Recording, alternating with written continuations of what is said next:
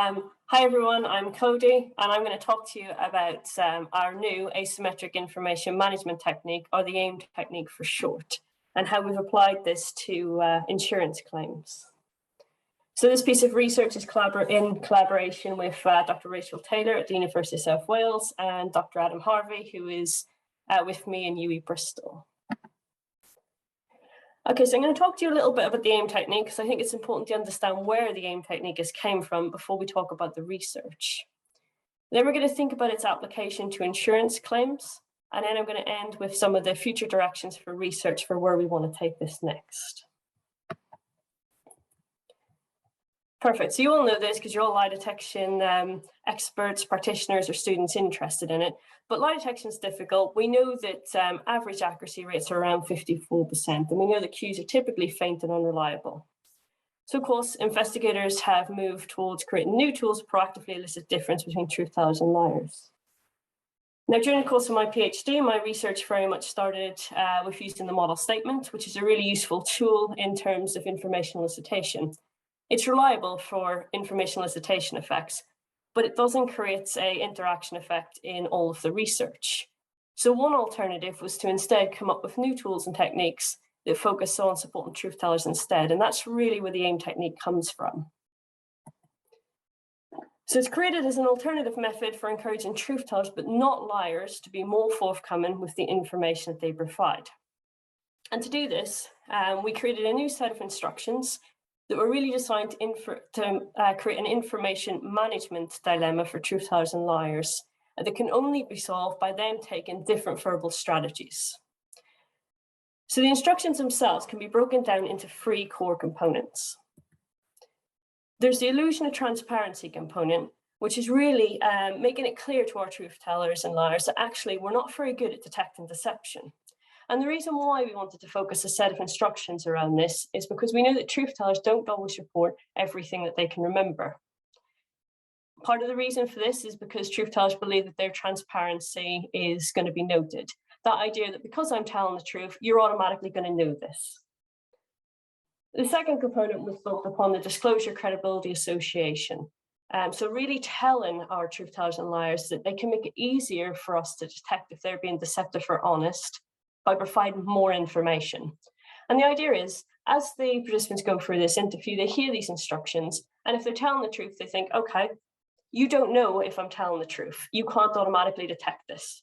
But if I provide you with more information, you're going to be able to see that actually I am a truth teller. Liars, on the other hand, hear the same instructions and they think, okay, you can't detect my deception. If I tell you more information, you can detect it, therefore I'll say less. So we start to see a withholding verbal strategy for our truth tellers, for our liars, and a verbal forthcoming strategy for our truth tellers. And just to make sure that the AIM instructions were being complemented as best they could, we used a report everything instruction, just to really emphasize that we wanted them to provide more information, as much information as possible. And by using a report everything instruction, it also meant that we had a comparison that we could use in our control condition to really make sure that we're getting that information elicitation effect. So the AIM technique was originally designed to be used in in-person interviewing. It was designed with the idea being that we would code transcripts later using overall detail. Now, in the original study, we found 81% accuracy rates based upon discriminant analysis. We found that truth tellers became more detailed when they heard the AIM instructions compared to truth tellers that were in the control condition. And we found that actually liars withheld more information compared to liars in the control condition. So it appeared to have that withholding effect for our liars.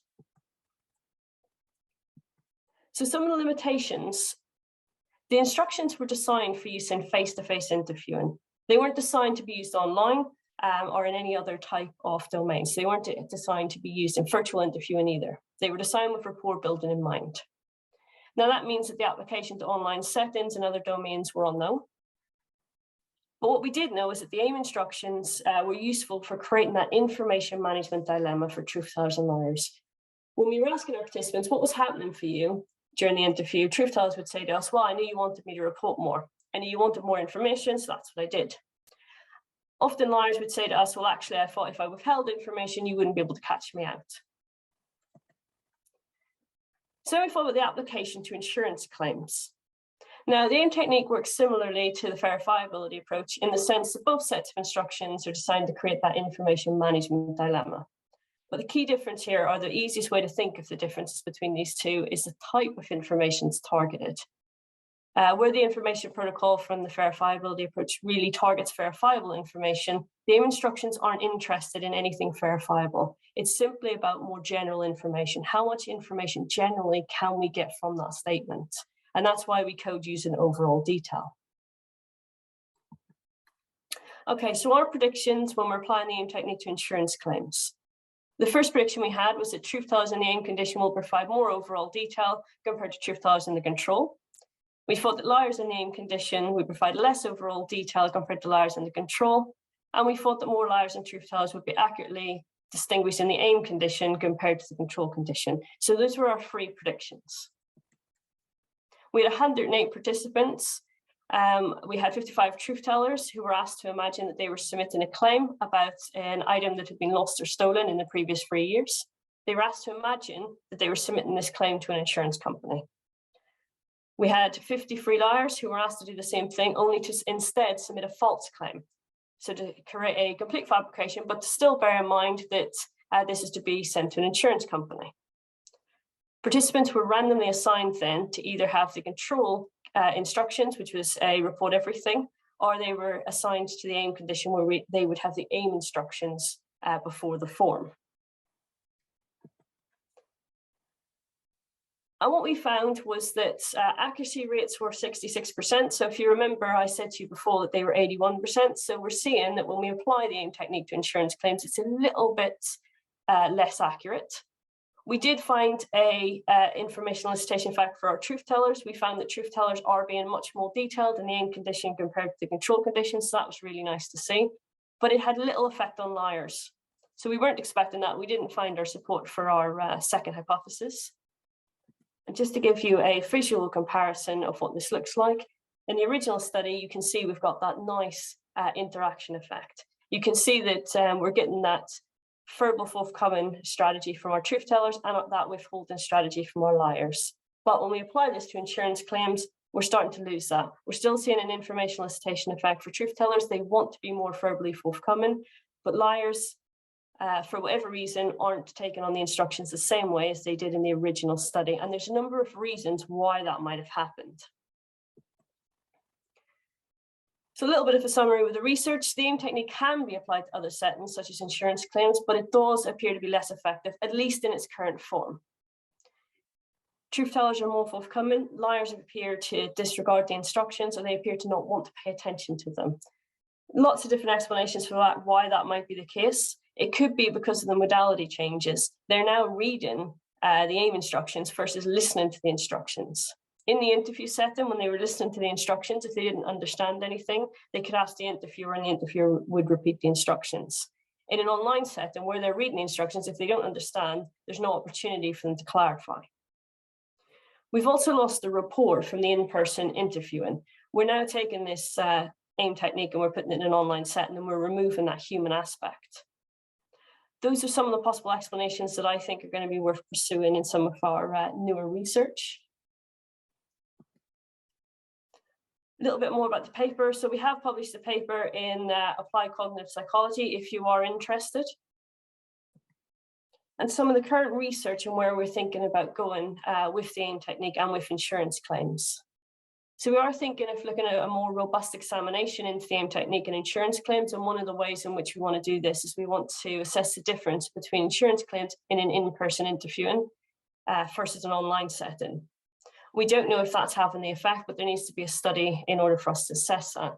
It might also be the case that actually, if we use the AIM in a virtual setting, we get that more effective result. So closer to that 81 rather than that 66%, which we found. We're also assessing the credibility of those transcripts. So we have those insurance claim transcripts. And of course, we're basing our research on that overall detail that we code for and that we then do statistical analysis on. We don't know if we ask human readers to make assessments, whether or not we're still going to find strong effects. We're currently doing some cross-cultural research into the AIM technique and how effective it is across different cultures. And we're assessing the application to other domains. So I've talked to you about its application to insurance claims. That's the first domain that we've translated this to. We're now looking at the AIM technique in other settings, such as in recruitment settings. And of course, we're thinking about methods for enhancing the AIM technique. The AIM technique consists of a set of instructions that can be used in almost any interview setting. Currently, we've paired it with a report everything instruction, but there's no reason to suggest that that couldn't be paired with other mnemonics, or that that couldn't be included in a cognitive interview or in a reality interview, for example. If you are interested in this research or you want to find out more about this, you can always reach out and contact me. My contact details are on the screen. Thank you all for listening.